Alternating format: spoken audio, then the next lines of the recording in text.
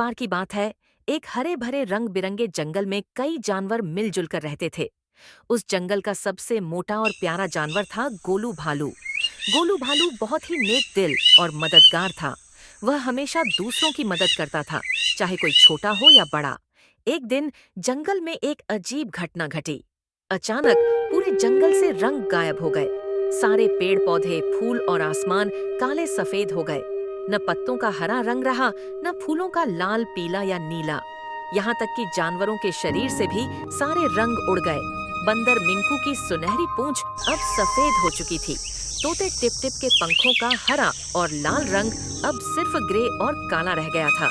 हाथी हाथूराम का नीला गला साफा भी धुंधला हो गया। सब जानवर अब बेरंग और उदास दिख रहे थे। जंगल का हर कोना सुना और वीरान लगने लगा।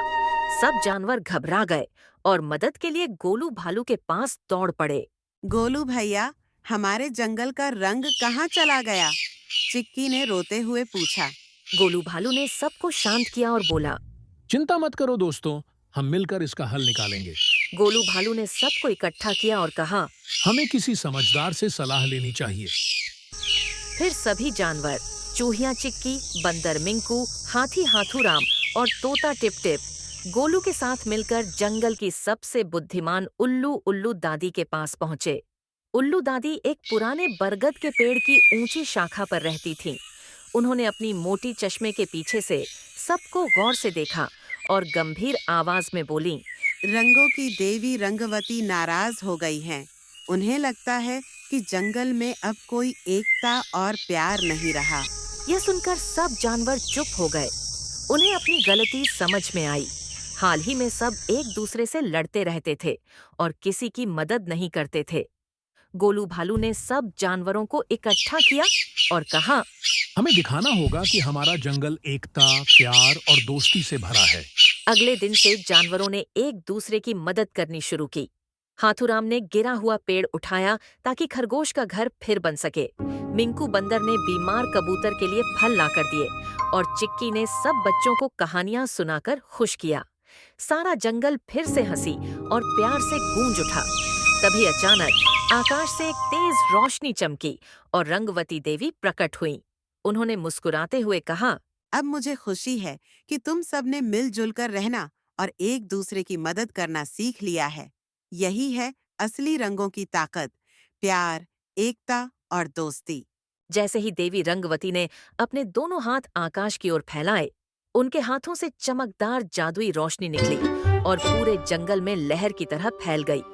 देखते ही देखते सूना जंगल फिर से रंगों से भर उठा। लाल गुलाब खिले, पीले आम चमकने लगे, नीला आसमान मुस्कुराया और हरे पत्तों ने फिर से जान पा ली। साथ ही सभी जानवरों के शरीर में भी रंग लौट आया। तोते टिप टिप के हरे और लाल पंख दोबारा चमक उठे। मिंकू बंदर की सुनहरी पूंछ फिर से लहराने लगी और हाथूराम का नीला गला साफा भी फिर से चमकने लगा। पूरा जंगल हंसी और रंगों से गूंज उठा। तो बच्चों, इस कहानी से हमें क्या सीख मिलती है? इस कहानी से हमें यह सीख मिलती है कि एकता, प्यार और मिलजुल कर काम करने की ताकत बहुत बड़ी होती है। जब सभी जानवरों ने मिलकर एक दूसरे की मदद की, तभी जंगल में फिर से रंग लौट पाए। अगर हम अकेले हों तो मुश्किलें बड़ी लगती हैं, लेकिन अगर हम सब साथ हों तो हर परेशानी छोटी हो जाती है। इसलिए बच्चों, हमेशा एक दूसरे की मदद करो, मिलजुल कर रहो और सच्चे दोस्त बनो।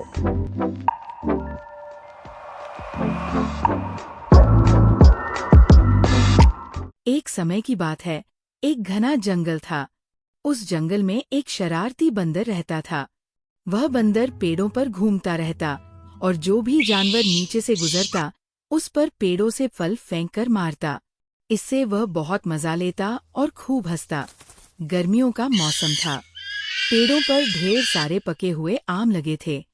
बंदर पेड़ दर पेड़ कूदता, आम खाता और उनका रस चूसकर मजे करता। लेकिन शरारती स्वभाव के कारण वह नीचे से गुजरने वाले जानवरों पर आम फेंककर उन्हें परेशान भी करता। एक दिन एक बड़ा हाथी वहां से गुजर रहा था। बंदर हमेशा की तरह पेड़ पर बैठा आम खा रहा था। उसने अपनी शरारत नहीं छोड़ी और हाथी पर भी आम फेंक दिया। एक आम हाथी के कान पर जाकर लगा और दूसरा आँख पर। हाथी को बहुत गुस्सा आया। उसने अपनी सूंड ऊपर उठाई और गुस्से में बंदर को लपेटकर उठा लिया। हाथी ने कहा, मैं आज तुझे सबक सिखाऊंगा। तू सभी को परेशान करता है, अब मैं तुझे नहीं छोड़ूंगा। डर के मारे बंदर ने अपने कान पकड़ लिए और हाथ जोड़कर माफी मांगने लगा। मुझे माफ कर दो, अब से मैं किसी को परेशान नहीं करूंगा और किसी को शिकायत का मौका नहीं दूंगा। बंदर की गिड़गिड़ाहट और बार बार माफी मांगने पर हाथी का गुस्सा शांत हो गया। उसे बंदर पर दया आ गई और उसने उसे छोड़ दिया। उस दिन के बाद बंदर ने सच में अपनी आदत सुधार ली। धीरे धीरे हाथी और बंदर अच्छे मित्र बन गए। अब बंदर अपने मित्र हाथी को पेड़ों से फल तोड़ तोड़ कर खिलाता और दोनों साथ साथ पूरे जंगल में घूमा करते। बच्चों, इस कहानी से हमें क्या सीख मिलती है? किसी को भी बार बार परेशान मत करो। किसी को हंसी मजाक में चोट पहुंचाना भी गलत है। अगर हम सच्चे दिल से माफी मांगे तो बड़े भी हमें माफ कर देते हैं। अगर आपको ये कहानी पसंद आई हो तो प्लीज लाइक करें, दोस्तों के साथ शेयर करें और ऐसे ही मजेदार और सीख देने वाली कहानियों के लिए हमारे चैनल को सब्सक्राइब जरूर करें। Thank you.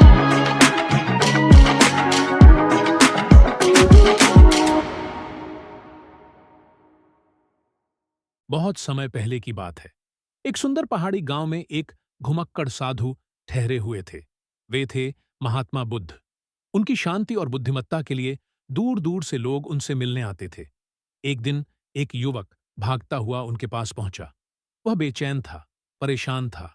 वह बोला, महात्मा, मेरा मन हमेशा उलझा रहता है। कभी डर, कभी चिंता, कभी असफलता। मुझे समझ नहीं आता कि क्या करूं। बुद्ध मुस्कुराए। उन्होंने जमीन से एक छोटा सा कंकड़ उठाया और युवक को देते हुए कहा, इसे अपने जूते में रखो और गांव के चारों ओर घूमकर वापस आओ। युवक थोड़ा हैरान हुआ, लेकिन मान गया। जैसे ही वह चलने लगा, कंकड़ उसके पांव में चुभने लगा। कुछ देर बाद वह लंगड़ाने लगा। दर्द असहनीय हो गया। वह लौटकर बुद्ध के पास आया और बोला, यह तो बहुत तकलीफ दे रहा है, मैं ठीक से चल भी नहीं पाया। बुद्ध ने शांत स्वर में कहा, बिल्कुल वैसे ही जैसे यह छोटा कंकड़ तुम्हें पूरे रास्ते परेशान करता रहा, वैसे ही छोटे छोटे नकारात्मक विचार तुम्हारे मन को भटकाते हैं। जब तक तुम उन्हें बाहर नहीं निकालोगे, हर रास्ता तकलीफ देह लगेगा, चाहे वो कितना भी सुंदर क्यों ना हो। युवक कुछ पल शांत रहा, फिर मुस्कुराया। उसने अपने जूते से कंकड़ निकाला और उसी क्षण जैसे उसके जीवन की दिशा बदल गई। उस दिन से वह हर बात को सकारात्मक नजरिए से देखने लगा।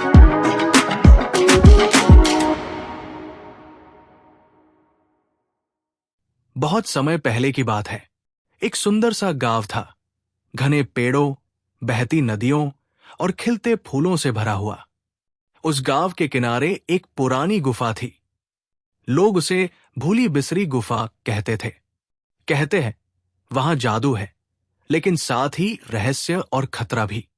गांव में 2 भाई बहन रहते थे। बहन का नाम मीरा था और भाई का नाम आरव। दोनों उम्र में छोटे थे, लेकिन दिल से बहुत बड़े। उन्हें नई चीजें ढूंढना, पेड़ों पर चढ़ना, नदियों के किनारे खजाने की खोज करना बहुत पसंद था। भैया, चलो आज गुफा तक चलते हैं। मैंने सुना है वहाँ कुछ चमकता है। ठीक है, लेकिन ज्यादा अंदर नहीं जाएंगे, माँ को चिंता होगी। दोनों बच्चे गुफा के पास पहुंचते हैं और सच में अंदर से नीली रोशनी चमकती दिखाई देती है।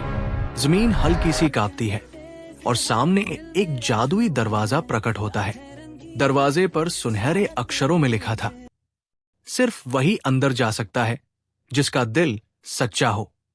क्या हम सच्चे दिल वाले हैं भैया?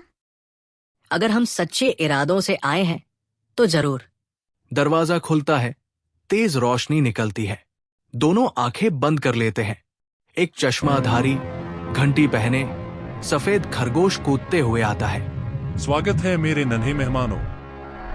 मैं हूं जपकू, इस जादुई दुनिया का मार्गदर्शक। ये सब क्या है? क्या हम सपना देख रहे हैं? नहीं, ये असली है। लेकिन सिर्फ वही लोग यहाँ आ सकते हैं जो सच्चे दिल से जादू की खोज करते हैं, अपने लिए नहीं, दूसरों की मदद के लिए। क्या हम यहाँ कुछ सीख सकते हैं? जरूर। मैं तुम्हें 3 उपहार दूंगा: हिम्मत, समझदारी और करुणा। लेकिन ध्यान रखना, इन्हें जीवन में उपयोग करना है, केवल अपने लिए नहीं, बल्कि दूसरों की भलाई के लिए। 3 जादुई पत्थर हवा में तैरते हैं, लाल, नीला, पीला। बच्चों ने सिर झुकाकर वादा किया। पत्थर उनके हाथों में समा गए और एक हल्की सी चमक उनके दिल में फैल गई। बाहर सब कुछ वैसा ही था, पर बच्चे बदल चुके थे। अब आरव डर से नहीं घबराता और मीरा सबकी मदद करती है। तो बच्चों, जब भी लगे कि कुछ असंभव है, याद रखना, जादू बाहर नहीं, तुम्हारे दिल के अंदर होता है।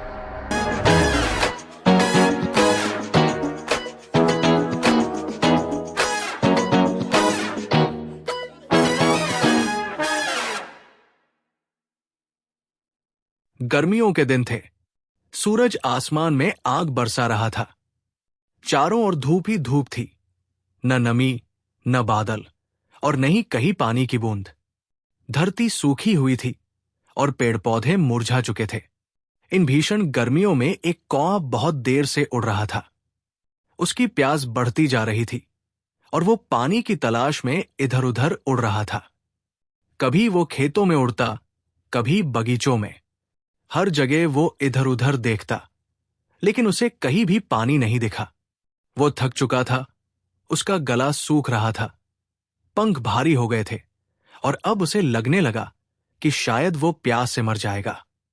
लेकिन तभी उसकी नजर एक बगीचे के कोने में रखे एक पुराने मिट्टी के घड़े पर पड़ी। कौवा खुशी से चहकने लगा और फौरन उड़कर घड़े के पास गया। उसने झांक कर देखा तो सचमुच उसमें थोड़ा सा पानी था, लेकिन पानी इतना नीचे था कि उसकी चोंच वहां तक नहीं पहुंच पा रही थी। कुछ पल के लिए कौवा निराश हो गया, लेकिन वो हार मानने वालों में से नहीं था। कौवा वही पास में बैठकर सोचने लगा। तभी उसे एक उपाय सूझा। उसने चारों ओर देखा तो वहां छोटे छोटे कंकड़ पड़े हुए थे। कौवे ने एक एक करके कंकड़ उठाकर घड़े में डालना शुरू किया।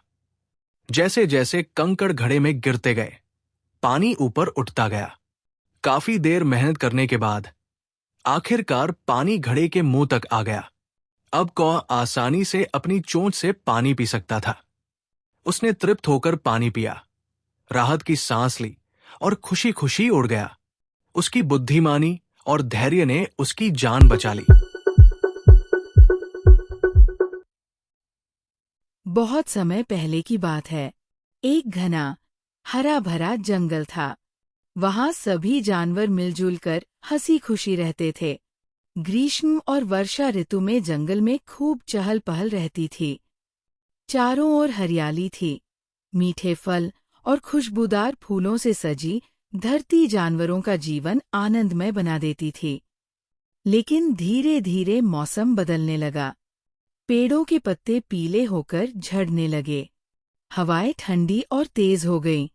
आसमान में बादल छा गए और सूरज अब कम ही दिखाई देता था। जंगल में सर्दियों की आहट महसूस होने लगी थी। इस जंगल में कुछ खास दोस्त रहते थे। गिनी गिलहरी, जो छोटी थी लेकिन बहुत समझदार थी। चीकू खरगोश, जो बहुत चंचल और फुर्तीला था। गुब्बू भालू, जो थोड़ा डरपोक लेकिन मेहनती था। और नीला लोमड़ी, जो चालाक थी और थोड़ी घमंडी भी। एक दिन गिनी गिलहरी ने कहा, सर्दी बहुत तेज हो रही है। हमें अपने लिए कोई सुरक्षित और गर्म जगह बना लेनी चाहिए, नहीं तो हम बीमार पड़ सकते हैं। चीकू खरगोश उछलते हुए बोला, हाँ, हम मिलकर पत्तों और लकड़ियों से एक बड़ा सा घर बना सकते हैं, जहाँ सब साथ रह सकें। गुब्बू भालू थोड़ा झिझक रहा था, लेकिन गिनी की बात मानकर वह भी मदद करने लगा। सबने मिलकर काम शुरू कर दिया। लकड़ियां काटी, सूखे पत्ते इकट्ठा किए और जंगल की एक गुफा के पास एक छोटा सा आरामदायक घर बनाना शुरू किया। लेकिन नीला लोमड़ी दूर बैठी सबको देख रही थी। वह मुस्कुराकर बोली, इतनी मेहनत क्यों करना? ठंड तो थोड़े दिनों की होती है। मैं तो अपनी पुरानी बिल में आराम कर लूंगी। गिनी ने समझाया, नीला, मिलकर काम करने से ही हम सुरक्षित रह पाएंगे। ठंड बढ़ रही है, अकेले रहना मुश्किल होगा। लेकिन नीला ने उसकी बात अनसुनी कर दी और अपनी ही दुनिया में मस्त रही। वह दिन भर धूप में लेटी रहती और जब कोई पास आता तो कहती, मैं तो लोमड़ी हूँ, मुझे सब आता है। कुछ ही दिनों में ठंड ने अपना असली रूप दिखाना शुरू कर दिया। आसमान से बर्फ गिरने लगी। हवा इतनी तेज चली कि पेड़ झुकने लगे। रातें लंबी और बहुत सर्द हो गईं। जंगल के छोटे छोटे जीव अपने बिलों में छिपने लगे। खाने पीने की चीजें भी धीरे धीरे कम होने लगीं।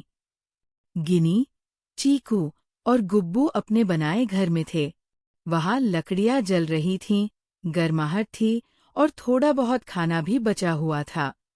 तीनों दोस्त एक दूसरे के पास बैठे थे, कहानियां सुना रहे थे और ठंडी हवा से सुरक्षित थे। लेकिन दूसरी ओर नीला लोमड़ी की पुरानी बिल अब बर्फ से ढक चुकी थी। हवा अंदर घुस रही थी और वहां ना तो गर्मी थी, ना खाना।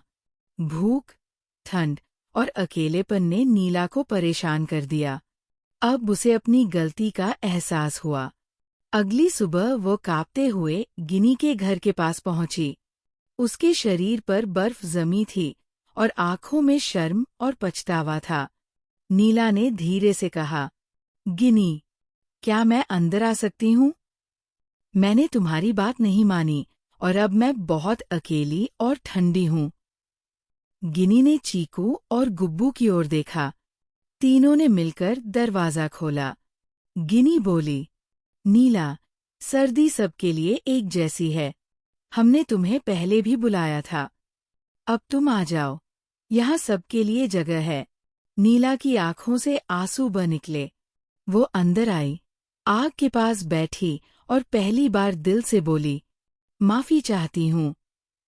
मैं हमेशा खुद को सबसे समझदार समझती थी, लेकिन आज समझ में आया कि साथ रहना और मिलकर काम करना ही असली समझदारी है। चीकू मुस्कराया और बोला, अब चलो, हम सब मिलकर खाना बांटते हैं और फिर मिलकर गाना गाते हैं। उस दिन जंगल की सबसे ठंडी रात थी, लेकिन उस छोटे से घर में दोस्ती और गर्माहट ने सबके दिल भर दिए। बाहर भले ही बर्फ गिर रही थी, लेकिन अंदर सबके दिल मिलकर धड़क रहे थे। समझदारी सिर्फ चालाकी में नहीं होती, बल्कि समय पर किए गए प्रयास और सच्चे साथ में होती है। जो मिलकर रहते हैं, वही मुश्किलों को पार कर पाते हैं।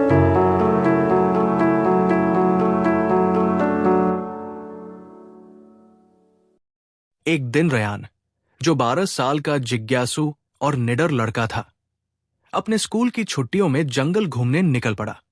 कुछ दूर चलने के बाद रयान को एहसास नहीं हुआ कि वो रास्ता भूल चुका है। रयान जंगल में भटक गया था। सूरज अब थकने लगा था और उसकी रोशनी थपेड़ों के पीछे छुपती जा रही थी। चारों ओर घनी झाड़ियों की लंबी परछाइयां जमीन पर डरावने पैटर्न बना रही थी, मानो जंगल खुद फुसफुसा रहा हो। रायन जंगल में खो गया है। घनी पत्तियां लंबी छाया डाल रही है, क्योंकि दिन का उजाला फीका पड़ रहा है। उसका ऊन बंद है और उसका नक्शा गायब है। सूरज क्षितिज के नीचे डूब जाता है और जंगल गहरा हो जाता है, जिससे उसका अकेलापन और बढ़ जाता है। वो अपनी गति बढ़ाता है। डर उसे जकड़ लेता है, क्योंकि उसे एहसास होता है कि वो पूरी तरह से अकेला है। रायन लड़खड़ाता है और ऐसा लगता है जैसे जंगल की जमीन खुद उसकी ओर झपट रही हो। अगले ही पल वो ढब से नीचे गिर जाता है। पत्तों और मिट्टी की नरम परत उसे थाम लेती है। एक आवाज रात को चीर देती है, जिससे उसकी रीढ़ की हड्डी में कंपकंपी दौड़ जाती है। वो धीरे धीरे मुड़ता है, दिल की धड़कनों के साथ उस अजीब डर की वजह तलाशने की कोशिश करता है, जो हर कदम के साथ गहराता जा रहा है। आवाज तेज होती है, खतरा करीब आता है। रायन को महसूस होता है जैसे कोई उसकी आंखों को घूर रहा हो। एक ठंडी सहन भरी अनुभूति उसके पूरे शरीर में दौड़ जाती है, जैसे किसी अदृश्य साया ने उसकी रीढ़ को छू लिया हो। मेरे पास भागने के लिए केवल 10 मिनट है। उसने भागने की कोशिश की, लेकिन अंधेरा उसे घेर लेता है, जिससे उसका बचना मुश्किल हो जाता है। पर तभी भीतर से एक आवाज आई। डर मत, हिम्मत कर। रायन ने आंखें बंद की, खुद पर भरोसा किया और आगे छलांग लगाई। कांटों को चीरता हुआ वो आखिर उजाले तक पहुंच गया।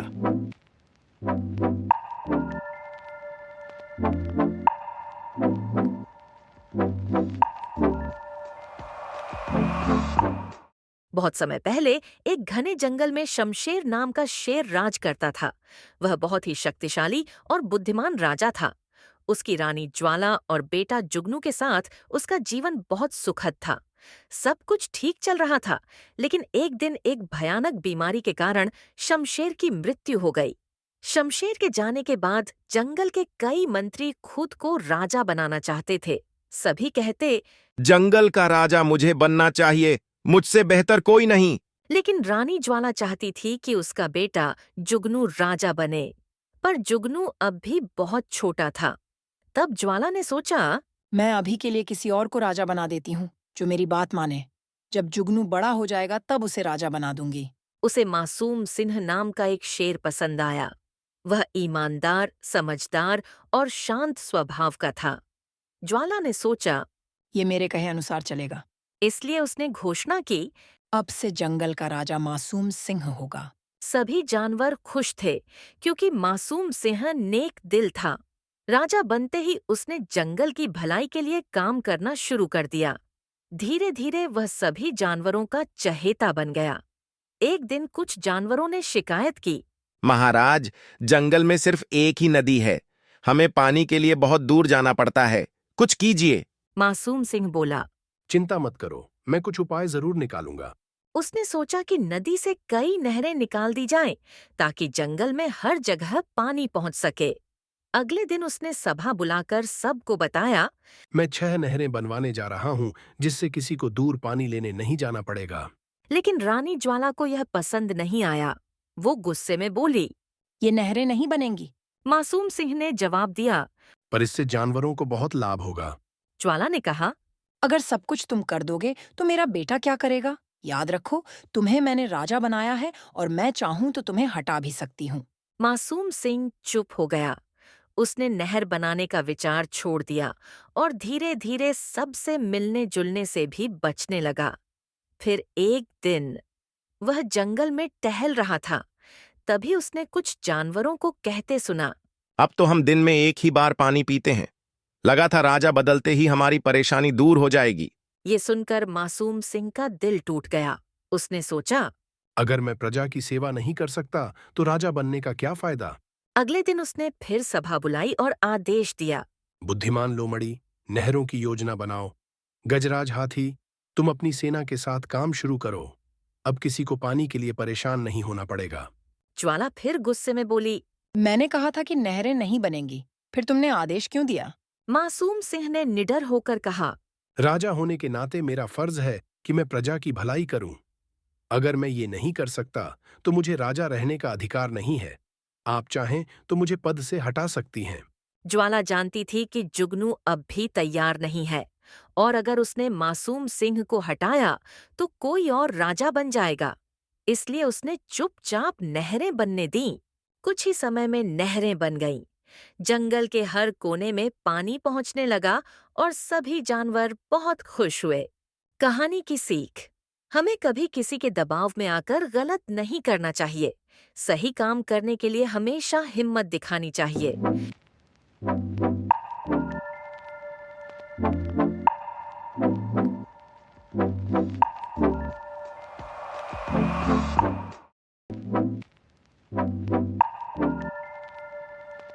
लिली एक छोटी लड़की थी जिसकी नीली चमकीली आंखें और लंबे सुनहरे बाल थे। एक धूप भरे दिन वह अपनी बहन के साथ एक पेड़ के नीचे बैठी थी। लिली बहुत जिज्ञासु थी और उसे नई जगहों की खोज करना बहुत पसंद था। तभी उसने एक सफेद खरगोश देखा जिसकी गुलाबी नाक और बड़ी बड़ी आंखें थीं। वह खरगोश नीला कोट पहने हुए था और हाथ में एक पॉकेट वॉच पकड़े था। वह बहुत परेशान लग रहा था और बार बार कह रहा था, अरे नहीं, मुझे देर हो रही है। लिली ने उसे फॉलो करने का फैसला किया। वह उसके पीछे भागी और देखा कि वह खरगोश एक बड़े से बिल में कूद गया।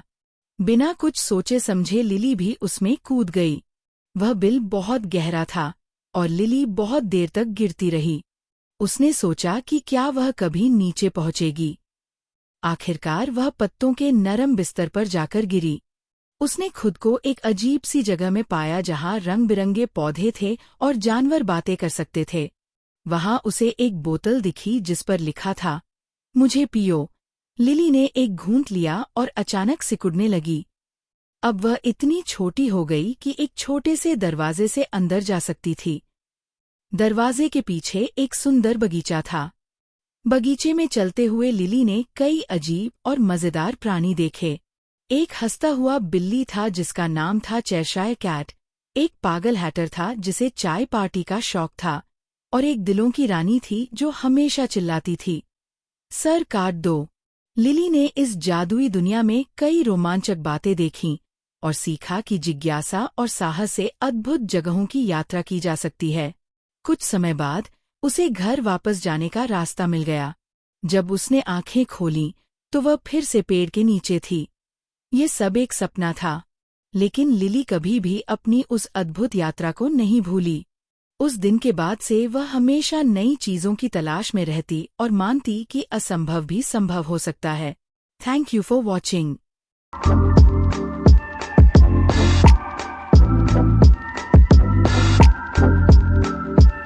बहुत समय पहले की बात है। एक घना जंगल था जहां सारे जानवर शांति से रहते थे। लेकिन एक दिन कुछ अजीब हुआ। रात के समय जब पूरा जंगल सो रहा था, तभी एक टन टन की आवाज गूंजने लगी। सब जानवर डर गए। सुबह होते ही शेर राजा ने सभा बुलाई। उसने पूछा, कल रात वो घंटी कौन बजा रहा था? कोई कुछ नहीं बोला। तभी खरगोश चीकू बोला, महाराज, मैं कुछ कहना चाहता हूँ। रात को मैंने देखा पेड़ के पीछे कुछ चमक रहा था। सब हैरान हो गए। शेर ने तुरंत एक खोजी दल बनाया जिसमें चीकू, लोमड़ी फेंकी और बंदर बबलू को भेजा गया। तीनों चल पड़े उस पेड़ की ओर। रास्ते में उन्हें एक टूटी हुई रस्सी और एक पंख मिला। बंदर बबलू बोला, लगता है कोई उड़कर आया था। लोमड़ी फीकी सोच में पड़ गई। घंटी, रस्सी और पंख, ये सब क्या मतलब है? तभी फिर वही आवाज आई, टन टन, पर इस बार बहुत पास से। किसने किया ये सब? चीकू ने पूछा। तोता बोला, एक लाल आंखों वाला उल्लू, उसने मुझे यहाँ बांधा ताकि मैं जंगल में डर फैला सकूं। लोमड़ी चिल्लाई, तो ये सब डर का जाल था। शेर राजा को सारी बात बताई गई। उल्लू को खोजा गया और समझाया गया कि डर फैलाकर कोई बड़ा नहीं बनता। तो बच्चों, इस कहानी से हमने क्या सीखा? डर फैलाना आसान है, लेकिन भरोसा जीतना सबसे बड़ी ताकत होती है। सच्चाई चाहे जितनी भी छुपी हो, एक दिन जरूर सामने आती है और मिलकर रहना ही असली बहादुरी है। छोटी सी कॉलोनी में एक बच्चा रहता था, अर्जुन। अर्जुन को रोबोट बनाना बहुत पसंद था। एक दिन स्कूल में साइंस प्रोजेक्ट का ऐलान हुआ, ऐसा कुछ बनाओ जो इंसानों की मदद कर सके। अर्जुन ने सोचा और उसे याद आया उसका दादी का गिर जाना। उन्हें रात में ठीक से दिखाई नहीं देता था। अगर ऐसा रोबोट हो जो अंधेरे में खुद रास्ता देख सके और आवाज़ पर चले, अर्जुन ने सोचा। अर्जुन ने काम शुरू किया। उसने इंटरनेट पर पढ़ा अल्ट्रासोनिक सेंसर्स जो ध्वनि की तरंगें भेजते हैं और सामने की चीज़ों को पहचानते हैं। फिर उसे मिला वॉइस रिकॉग्निशन मॉड्यूल जो इंसानी आवाज़ को पहचान सकता है। 3 हफ्तों तक पसीना बहाया, कोड लिखा, वायर जोड़े और फिर टोपी वाला रोबोट तैयार हो गया, क्योंकि उसके सिर पर थी स्मार्ट टोपी जिसमें सारे सेंसर और माइक्रोफोन लगे थे। अब टेस्टिंग का समय था। अर्जुन बोला, रॉबी आगे बढ़ो, और रोबोट धीरे धीरे चलने लगा। सामने दीवार आई तो रुक गया। दादी बोली, रॉबी, मेरे पास आओ। और रोबोट मुड़कर उनकी तरफ चल पड़ा। पूरी कॉलोनी तालियां बजा उठी।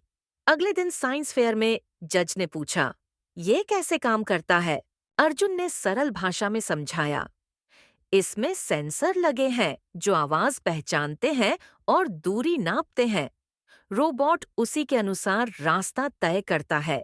जज बोले, excellent use of real AI and sensors.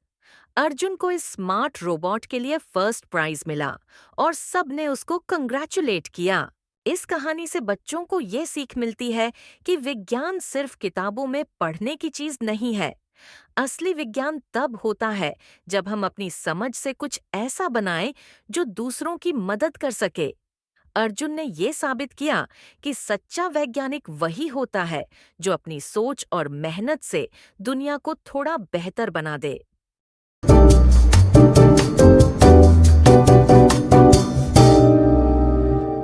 एक समय की बात है।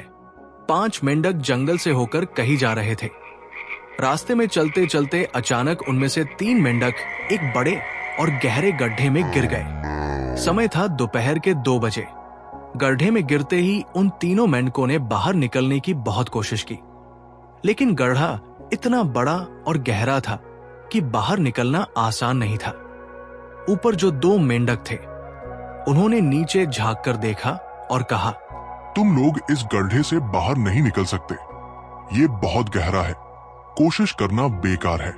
ये सुनकर उन तीनों में से एक मेंढक को लगा, शायद ये सही कह रहे हैं, वाकई ये गड्ढा बहुत गहरा है, हम नहीं निकल सकते। थोड़ी देर कोशिश करने के बाद उसने हार मान ली और एक कोने में जाकर चुपचाप बैठ गया। अब बाकी 2 मेंढक लगातार कोशिश करते रहे, लेकिन ऊपर वाले मेंढक फिर बोले, तुम्हारी मेहनत बेकार जा रही है, तुम कभी नहीं निकल पाओगे, पूरी जिंदगी इसी गड्ढे में बीत जाएगी। ये सुनकर दूसरे मेंढक को भी लगा, अब और कोशिश करने का क्या फायदा, शायद सच में यही हमारी किस्मत है। वो भी हार मानकर बैठ गया। अब सिर्फ एक मेंढक बचा था जो बार बार गिरता, लेकिन फिर भी कोशिश करता रहा। ऊपर से दोनों मेंढक उसे फिर से चिल्लाकर कहने लगे, क्या तुम्हें सुनाई नहीं देता?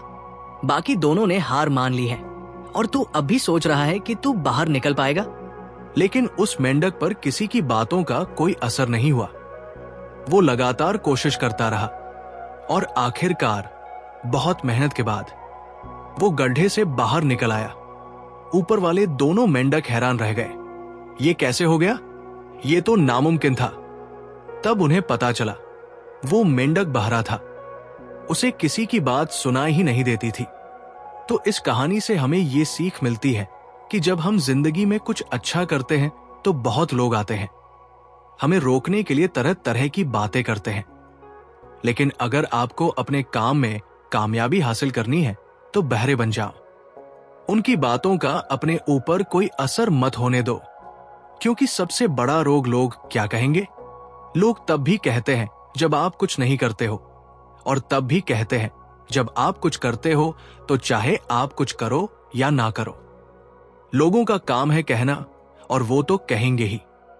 तो अगर आप इस कहानी को और भी लोगों तक पहुंचाना चाहते हो तो इस वीडियो को लाइक करो, ताकि YouTube इस वीडियो को और भी लोगों तक पहुंचाए। और अगर ऐसी और कहानियां सुनना चाहते हैं तो हमारे चैनल को सब्सक्राइब करना ना भूलें। मिलते हैं अगली कहानी में। सब्र करो, शुक्र करो और जिंदगी में आगे बढ़ो। बहुत बहुत धन्यवाद।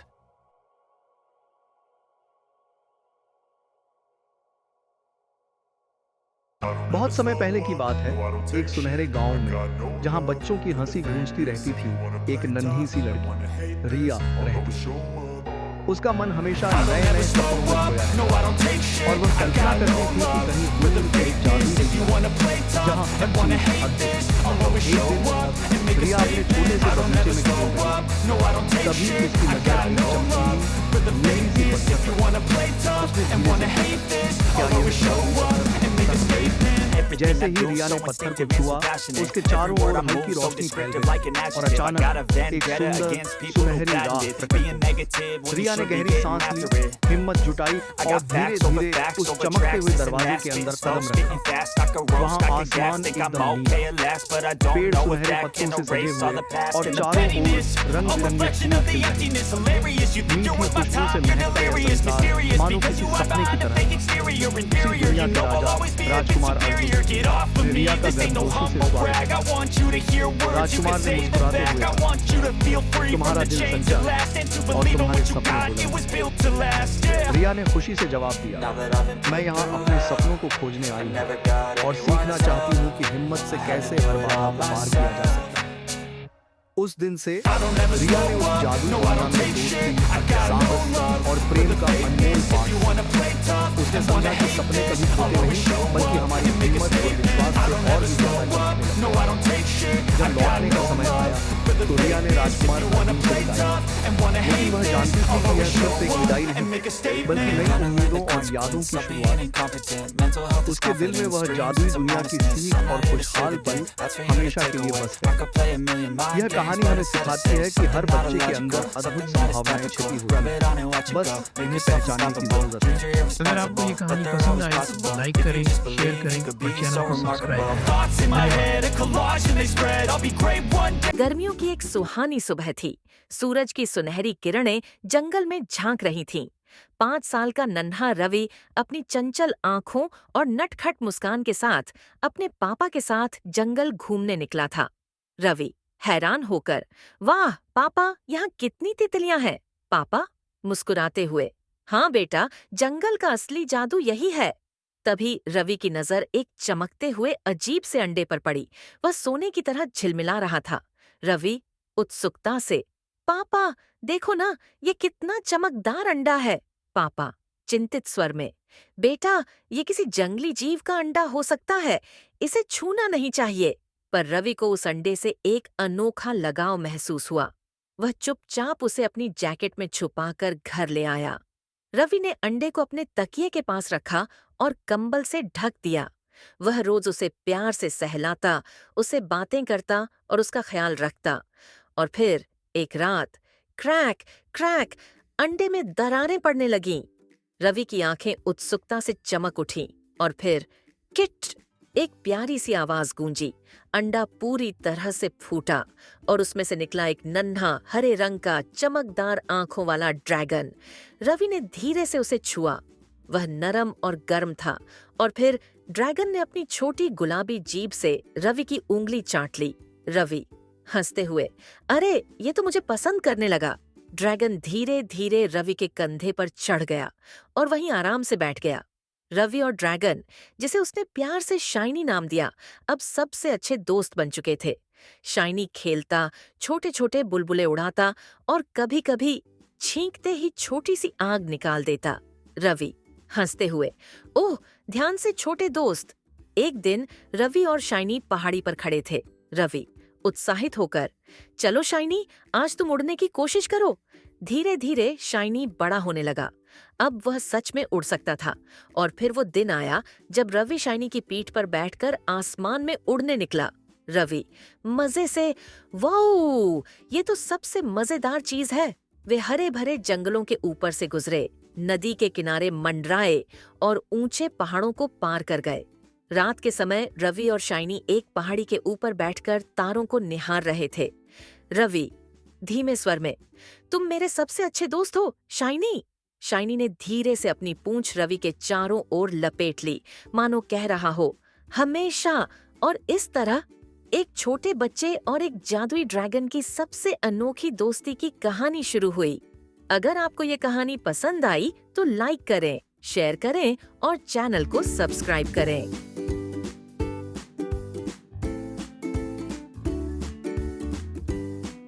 गांव से कुछ दूरी पर एक सुनसान रास्ता था, जिसे लोग भूतिया सड़क कहते थे। कहते हैं जो भी वहां से रात में गुजरा लौट कर नहीं आया। एक रात राहुल और उसका दोस्त अजय उसी सड़क से गुजर रहे थे। अजय ने डरते हुए कहा, यार हमें किसी और रास्ते से चलना चाहिए। सुना है यहाँ कोई है जो लोगों को गायब कर देता है। राहुल हंसा। अजय, तुम भी ना, ये सब बकवास है। लेकिन तभी हवा अचानक तेज हो गई। चारों ओर सन्नाटा छा गया। पेड़ों की शाखाएं झूमने लगीं, जैसे कोई फुसफुसा रहा हो। अचानक झाड़ियों से किसी के चलने की आवाज आई। राहुल ने टॉर्च निकाली और रोशनी डाली, लेकिन वहां कोई नहीं था। अजय घबरा गया। चलो जल्दी चलते हैं। अजय ने राहुल का हाथ पकड़ लिया। वे तेज कदमों से आगे बढ़ने लगे, लेकिन तभी रास्ते के किनारे एक टूटी फूटी झोपड़ी दिखाई दी। राहुल को कुछ अजीब लगा। झोपड़ी से हल्की हल्की रोशनी आ रही थी। यहाँ कौन हो सकता है इतनी रात को? उसने फुसफुसाते हुए कहा। अजय ने मना किया, राहुल मत जा, कुछ गड़बड़ है। पर राहुल नहीं माना। उसने धीरे से झोपड़ी का दरवाजा खोला। दरवाजा खुलते ही अंदर एक बूढ़ा आदमी बैठा था। उसके हाथ में पुराना लालटेन था और वो कुछ लिख रहा था। बचाओ, कोई बचाओ! तभी अंदर से किसी की हल्की आवाज आई। राहुल और अजय कांप उठे। बूढ़े आदमी ने सिर उठाया। उसकी आंखें चमक रही थीं। अचानक वह आदमी उठकर उनकी ओर बढ़ा। तुम लोग भी फंस गए, उसने धीमी आवाज में कहा। गांव में जो लोग गायब हुए थे, वो सब इस झोपड़ी में थे। राहुल और अजय के चेहरे पर पसीना आ गया। उन्होंने पीछे मुड़कर भागना चाहा, लेकिन दरवाजा अपने आप बंद हो गया। क्या वे बच पाएंगे? कौन था वह बूढ़ा और झोपड़ी का रहस्य क्या था? जानने के लिए अगला भाग जरूर देखें। अगर आपको कहानी पसंद आई तो लाइक करें, शेयर करें और चैनल को सब्सक्राइब करें। दरवाजा अपने आप खुल चुका था। बाहर सिर्फ घना अंधेरा था। खट खट खट, कोई धीरे धीरे अंदर आ रहा था। राहुल और अजय डर के मारे कांपने लगे। बूढ़ा आदमी गहरी सांस लेकर बोला, अब तुम भी इसका हिस्सा बन चुके हो। इसका हिस्सा मतलब क्या? राहुल ने घबराते हुए पूछा। बूढ़े ने अपनी पुरानी किताब खोली, जिस पर धूल जमी थी। उसमें धुंधले अक्षरों में लिखा था, जो इस झोपड़ी में आएगा उसे यहाँ रहना होगा, हमेशा के लिए। अजय ने जोर से किताब बंद की और चीखा, हम यहाँ मरने नहीं आए हैं, हमें इससे बाहर निकलना ही होगा। अचानक झोपड़ी की दीवारों से भयानक परछाइयां निकलने लगीं। अब कोई वापसी नहीं। बूढ़ा आदमी हंसा। मैंने भी कभी यही सोचा था, पर देखो, मैं अब इसका हिस्सा बन चुका हूँ। राहुल ने झटपट अपनी टॉर्च उठाई और उन परछाइयों पर रोशनी डाली। जैसे ही रोशनी पड़ी, परछाइयां कराहने लगीं। रोशनी, रोशनी हमें खत्म कर देगी। अजय ने झटपट माचिस निकाली और झोपड़ी में रखा पुराना लालटेन जला दिया। जैसे ही तेज रोशनी चारों ओर फैली, पूरा माहौल बदल गया। झोपड़ी की लकड़ियां खुद टूटने लगीं।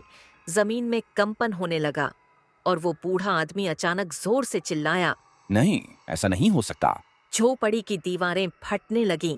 राहुल और अजय को समझ आ गया कि ये जगह अब खुद को नष्ट कर रही है। भागो! दोनों भागते हुए दरवाजे की ओर लपके। जैसे ही वे बाहर निकले, झोपड़ी जमीन के अंदर धंस गई। चारों ओर सन्नाटा छा गया। राहुल और अजय ने राहत की सांस ली। अब यह श्राप खत्म हो गया, राहुल ने धीमे से कहा। पर तभी अजय की नजर अपने हाथ पर पड़ी। उसकी उंगलियों पर काला निशान था। राहुल ने भी अपने हाथ देखे। उसके भी हाथों पर वही निशान था। अचानक ठंडी हवा बहने लगी। पीछे जंगल से एक धीमी फुसफुसाहट आई। तुम समझते हो कि यह खत्म हो गया, लेकिन असली खेल अब शुरू हुआ है। राहुल और अजय के चेहरे पर सन्नाटा छा गया।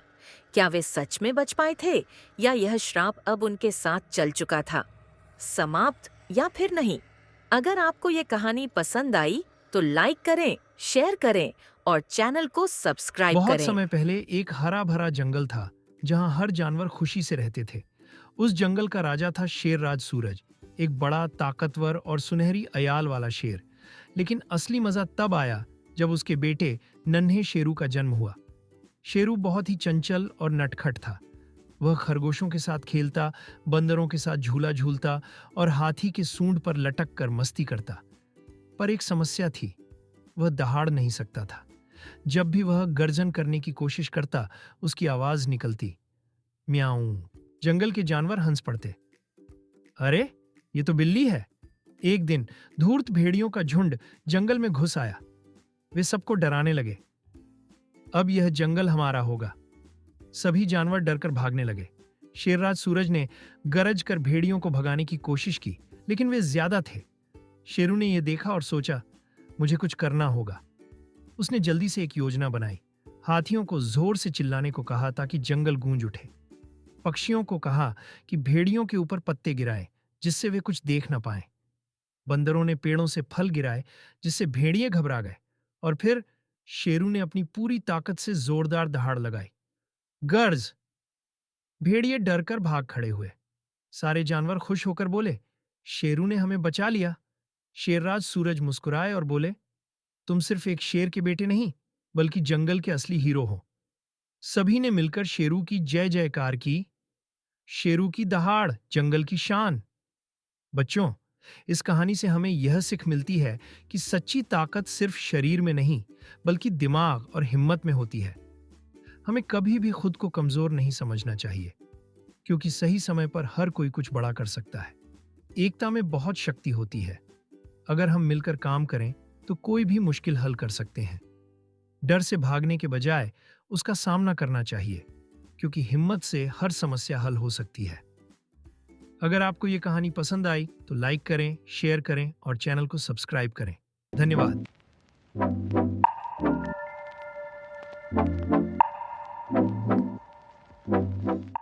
जादुई तोता। एक छोटे से गांव में एक गरीब परिवार रहता था। रामू, उसकी पत्नी सीता और उनका बेटा चिंटू। जिंदगी कठिन थी, मगर वे तीनों मेहनत और प्यार से जीवन जीते थे। उसी गांव के पास एक घना पेड़ था, जहां रहता था एक हरा तोता, रघु। रघु बड़ा ही अनोखा था। वो जहां भी जाता, वहां बरकत और खुशहाली अपने आप पहुंच जाती। एक दिन रघु उड़ते उड़ते रामू के घर के आंगन में उतर आया। उसे रसोई में रखे ताजे अमरूद दिखे। यहाँ आज बहुत अच्छा खाना मिलेगा, मैं पेट भर के खाऊंगा। वो एक कटोरी में रखे अमरूद देखता है। अरे वाह, अमरूद! मुझे तो ये बहुत पसंद है, मैं तो इसे पेट भर के खाऊंगा। तभी सीता ने उसे देखा और नाराज होकर बोली, भाग यहाँ से, न जाने कहां से आ जाते हैं। मैं तो परेशान हो गई हूं इनसे। डर कर रघु उड़ गया, लेकिन पास के ही कोने में चुपचाप बैठ गया। फिर चमत्कार हुआ। अगले ही दिन से रामू का काम चलने लगा। घर में पैसे आने लगे। चिंटू खुश रहने लगा। सीता बोली, कितना अजीब है, सब कुछ अचानक कितना अच्छा हो गया। रघु चुपचाप रसोई में आता और अमरूद खाकर चला जाता। लेकिन सीता ने फिर एक दिन उसे पकड़ने के लिए एक पिंजरे में अमरूद रख दिया। जैसे ही रघु गया, वो फंस गया। बाहर निकालो, मैं यहाँ फंस गया हूँ, मुझे बचाओ। ये लोग आखिर चाहते क्या हैं? एक तोते को शांति से अमरूद खाने क्यों नहीं देते? मैं कौन सा चोरी कर रहा हूँ? बस अमरूद ही तो खा रहा हूँ। अगली सुबह सीता उसे बहुत दूर छोड़ आई। फिर सब कुछ बदल गया। घर में काम रुक गया, पैसों की तंगी लौट आई। चिंटू उदास हो गया। सीता हैरान थी, ऐसा क्या हुआ? अभी तक तो सब ठीक चल रहा था। कुछ दिन बाद रघु फिर लौटा। वापस आया, अब मैं जमकर अमरूद खाऊंगा। ये तोता भी कितना जिद्दी है, बार बार वापस आ जाता है। जैसे ही रामू रघु को छोड़ देता है, अगले दिन से फिर से उनके घर की बरकत जाने लगती है। काम में घाटा होता है। किसी को समझ नहीं आ रहा था कि ऐसा क्यों हो रहा है। रघु तोता घर आता है तो अचानक बरकत आती है, और जब रघु तोता को बाहर निकालते हैं तो बरकत चली जाती है। एक दिन सीता रघु तोते के घर आने और बाहर जाने की स्थिति पर नजर रखती है।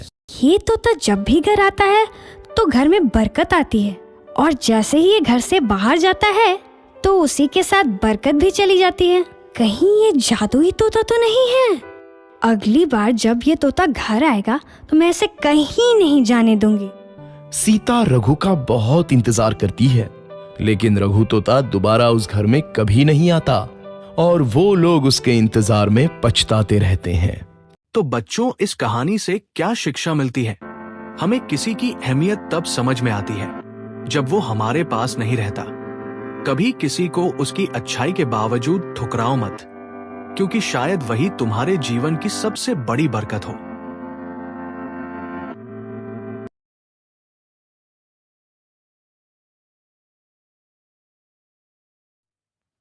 एक बार की बात है, एक छोटे से गांव में चिंटू नाम का लड़का रहता था।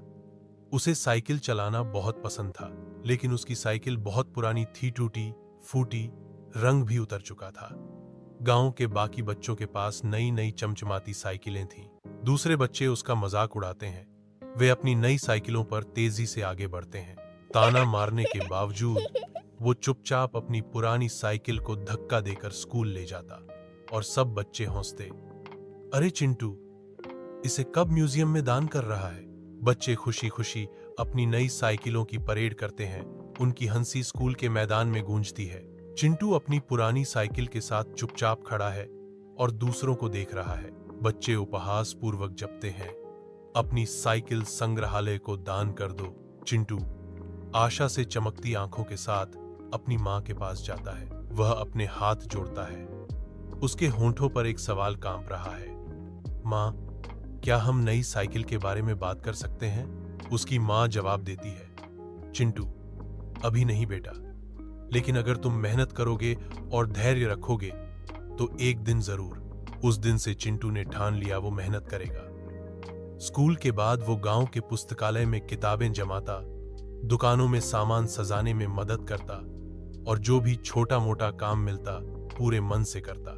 चिंटू अपने गुल्लक में सिक्के डालता है, अपनी बचत को बढ़ते हुए देखता है। गुल्लक धीरे धीरे भर रहा है, भविष्य के सपनों का वादा कर रहा है। इस दौरान उसकी वही पुरानी साइकिल उसके साथ थी। भले ही जंग लगी थी, लेकिन उसने कभी साथ नहीं छोड़ा। फिर एक दिन ऐसा आया जब उसकी गुल्लक भर गई। वह गुल्लक अपनी मां को दिखाता है। मां के साथ बाजार गया और पहली बार उसने अपने पैसों से एक नई साइकिल खरीदी, लाल रंग की, तेज और चमचमाती। अपनी नई साइकिल पाकर उसकी आंखें खुशी से चमक उठती हैं। चिंटू स्कूल पहुंचता है। सुबह की धूप उसकी नई साइकिल की चमक को पकड़ रही है।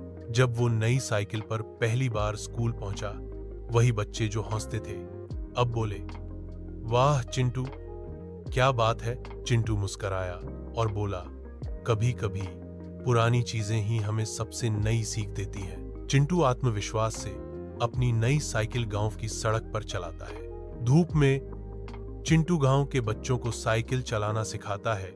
उनकी हंसी हवा में गूंजती है। बच्चों, इस कहानी से क्या सीख मिलती है? मेहनत कभी बेकार नहीं जाती। चिंटू ने छोटी छोटी मदद करके पैसे जोड़े और मेहनत से अपनी नई साइकिल खरीदी।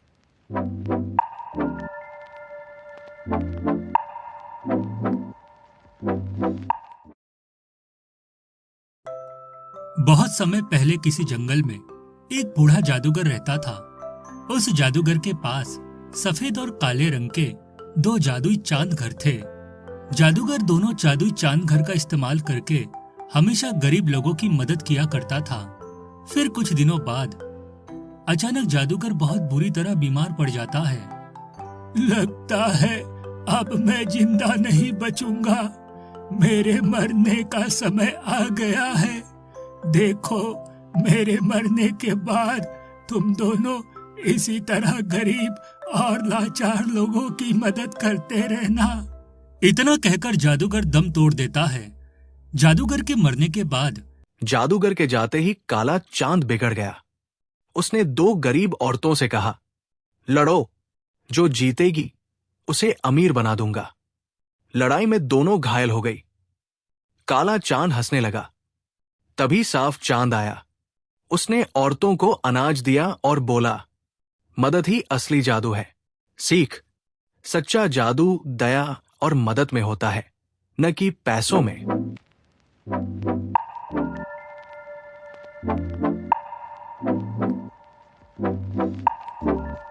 सांझ का समय था। जंगल के जानवर आज बहुत चिंतित थे। कई दिनों से एक लोमड़ी, जिनका नाम था जुम्मी, सबको अपनी बातों में फंसाकर उनके खाने, सामान और विश्वास को चुराती आ रही थी। वह मीठा बोलती, मदद का नाटक करती और फिर अपनी चाल चलती।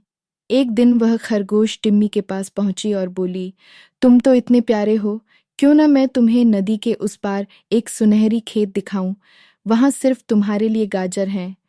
टिम्मी को संदेह हुआ। उसने चाल चली, अपने दोस्तों कछुआ, चिड़िया और गिलहरी के साथ एक योजना बनाई। जब लोमड़ी जुम्मी टिम्मी को लेकर नदी पार पहुंची, तभी बाकी जानवर वहां पहले से छिपे हुए थे। टिम्मी बोला, जुम्मी, अब तुम्हारी चालाकियों का अंत है। हमने तुम्हारी सारी हरकतें देख ली हैं।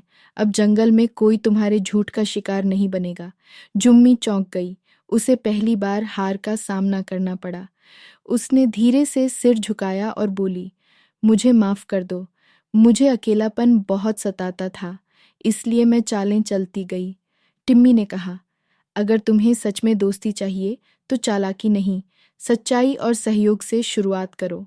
उस दिन के बाद जुम्मी बदल गई। उसने मदद करना सीखा और जंगल में पहली बार उसके भी सच्चे दोस्त बने। बच्चों, इस कहानी से हमें ये सीख मिलती है, चालाकी से जीतना आसान है, लेकिन सच्चाई और दोस्ती से दिल जीतना सबसे बड़ी सफलता है। बहुत समय पहले की बात है। राजू 7 साल का एक प्यारा सा बच्चा था। वो अपने माता पिता के साथ एक छोटे से गांव में रहता था। पढ़ाई में तो थोड़ा कमजोर था, लेकिन दिल का बहुत अच्छा था। एक दिन स्कूल से लौटते वक्त उसे रास्ते में एक घायल गिलहरी दिखी। उसके पैर से खून निकल रहा था। बाकी बच्चे डरकर आगे निकल गए, लेकिन राजू रुक गया। उसने अपनी पानी की बोतल से मिट्टी साफ की, फिर गिलहरी को धीरे से एक पत्ते पर रखा और घर ले आया। माँ ने उसकी मदद की। दोनों ने मिलकर गिलहरी की मरहम पट्टी की। कुछ ही दिनों में गिलहरी पूरी तरह ठीक हो गई। राजू ने उसे जंगल में वापस छोड़ा और ऐसा लगा मानो वो मुस्कुराकर कह रही हो, धन्यवाद राजू। अगले दिन स्कूल में टीचर ने पूछा, बच्चों, सच्चा हीरो कौन होता है? तो सबने मिलकर कहा, राजू। सच्चा हीरो वही होता है जो दूसरों के दुख में साथ दे, चाहे वो छोटा ही क्यों न हो। बहुत समय पहले की बात है। एक छोटे से गांव में राहुल नाम का एक मासूम लड़का रहता था। वह रोज स्कूल जाता और अपने माता पिता की खूब मदद करता। एक दिन स्कूल से लौटते समय उसे रास्ते में एक छोटा सा पर्स पड़ा मिला। उसने उसे उठाया और देखा, पर्स में पैसे थे और एक बूढ़ी आंटी की फोटो भी थी। राहुल ने सोचा, अगर ये पर्स मेरा होता तो मैं कितना परेशान होता। वह पर्स लेकर सीधा गांव के मुखिया के पास गया और बोला, चाचा जी, मुझे ये रास्ते में मिला, क्या आप पता लगा सकते हैं ये किसका है? मुखिया जी ने गांव में घोषणा करवाई। थोड़ी ही देर में एक बुजुर्ग व्यक्ति रोते हुए वहां आए और बोले, ये मेरा ही पर्स है, इसमें मेरी पत्नी की आखिरी तस्वीर भी थी। उन्होंने राहुल को गले से लगा लिया और आशीर्वाद दिया। अगले दिन स्कूल में राहुल को ईमानदारी का पुरस्कार मिला। सभी बच्चे उसकी तारीफ करने लगे। बच्चों, इस कहानी से हमें ये सीख मिलती है, ईमानदारी सबसे बड़ा गहना है। जो सच्चाई का रास्ता चुनता है उसे हर दिल से सम्मान मिलता है। बहुत समय पहले की बात है। एक घना जंगल था जहाँ सारे जानवर शांति से रहते थे। लेकिन एक दिन कुछ अजीब हुआ। रात के समय जब पूरा जंगल सो रहा था, तभी एक टन टन की आवाज गूंजने लगी। सब जानवर डर गए। सुबह होते ही शेर राजा ने सभा बुलाई। उसने पूछा, कल रात वो घंटी कौन बजा रहा था? कोई कुछ नहीं बोला। तभी खरगोश चीकू बोला, महाराज, मैं कुछ कहना चाहता हूँ। रात को मैंने देखा पेड़ के पीछे कुछ चमक रहा था। सब हैरान हो गए। शेर ने तुरंत एक खोजी दल बनाया, जिसमें चीकू, लोमड़ी फेंकी और बंदर बबलू को भेजा गया। तीनों चल पड़े उस पेड़ की ओर। रास्ते में उन्हें एक टूटी हुई रस्सी और एक पंख मिला। बंदर बबलू बोला, लगता है कोई उड़कर आया था। लोमड़ी फीकी सोच में पड़ गई। घंटी, रस्सी और पंख, ये सब क्या मतलब है? तभी फिर वही आवाज आई, टन टन, पर इस बार बहुत पास से। किसने किया ये सब? चीकू ने पूछा। तोता बोला, एक लाल आंखों वाला उल्लू, उसने मुझे यहाँ बांधा ताकि मैं जंगल में डर फैला सकूं। लोमड़ी चिल्लाई, तो ये सब डर का जाल था। शेर राजा को सारी बात बताई गई। उल्लू को खोजा गया और समझाया गया कि डर फैलाकर कोई बड़ा नहीं बनता। तो बच्चों, इस कहानी से हमने क्या सीखा? डर फैलाना आसान है, लेकिन भरोसा जीतना सबसे बड़ी ताकत होती है। सच्चाई चाहे जितनी भी छुपी हो, एक दिन जरूर सामने आती है, और मिलकर रहना ही असली बहादुरी है।